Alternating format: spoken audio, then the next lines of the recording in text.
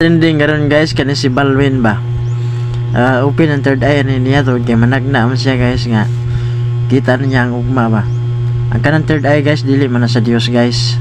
Sa demonyo man na siya. Nga unsa kalapad ang imong komunikasyon sa mga demonyo man nang makita nimo ang ugma nga dili tinuod ba.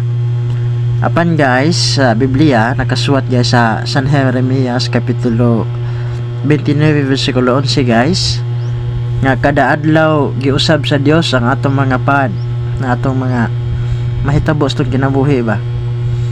Mo nga ayaw gid magtuo ng managnaay guys nga si Balwin tud kay iya na siya sayawa ha.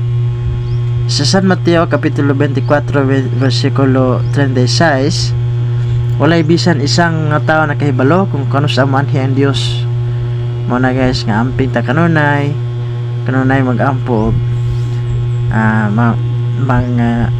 mga muyo kanunay.